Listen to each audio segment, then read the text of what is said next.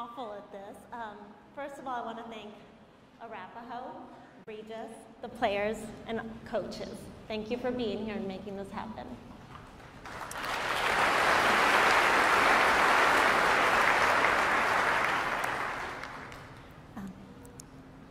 Many of you know that Nick passed away on September 29th by suicide. Nick suffered from anxiety and depression and was seeking help. The thing is, as much as we loved and supported our son, we didn't know how deep his depression ran.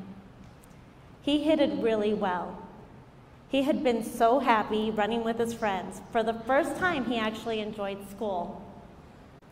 He was making spring break and graduation plans to go to Mexico and celebrate with his friends.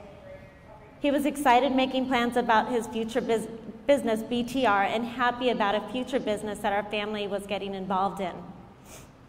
We didn't know how empty and sad he felt at the end of the day. Why didn't we know? Well, I'm going to tell you. Because he didn't feel he could talk to us or anyone about how serious his condition was. He was afraid. 1 in 5 people suffer from some form of mental illness. And as scary as this is, we need to look around this room right now. 1 in 5 of you may be suffering right now from some form of mental illness, or even having some thought of suicide or harming yourself. This could be you, and the thing is, you know who you are. I can't urge you enough to talk to someone about it, especially when you're at your lowest point. If my son Nick would have come to me that night, I would have told him that I love him, I want him to live. I would tell him he is worth so much and that he is absolutely amazing. I would have told him we could get through this because you see, this disease tricks your mind into thinking that you're not good enough. You're a burden. Nobody cares. At the end of the day, this is what this disease did to my son Nick's mind. I'm here to tell you that this is not reality. Your mind is playing a trick on you. This is why I feel the most important thing we can start doing is talking. I can't tell you how reaching out to someone will save your life, especially when you're at your lowest point. No one wants to die. You don't want to die. You want to live. So again, talking, communicating is everything. And if you can do that, you will live and you will get through it. Mental health doesn't go away, but you can learn to cope with it and live a happy and healthy life. Talking and seeking help is not a bad thing. It's just like cancer. You need help.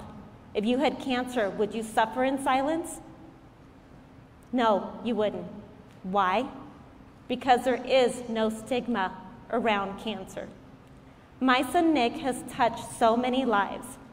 I've received numerous amounts of messages with people telling me that they are now talking about their deepest fears, how they were contemplating suicide and reached out to someone about their mental health, and how that alone changed their lives just by talking, just by doing that one little step, talking.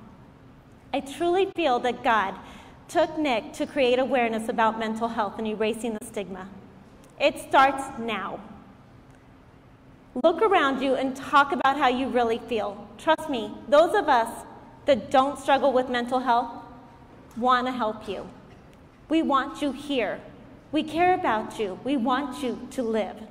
I beg you, if my Nick would have talked to me or a friend that night, he would still be here. Let's start right now. Those of you suffering in silence, open up. You're worth it and you're loved so much. Please, let's break the stigma. Let's do it now. Our hearts have been permanently broken and our lives have been changed forever of the loss of Nick and everyone who has died around us that has died from suicide. I know the pain of mental health is real, but this is not the answer. We can get through this as a community and a society, opening up and talking. Reach out. It'll save your life. This needs to stop, and it starts with you. Let's break the stigma, and let's do it now.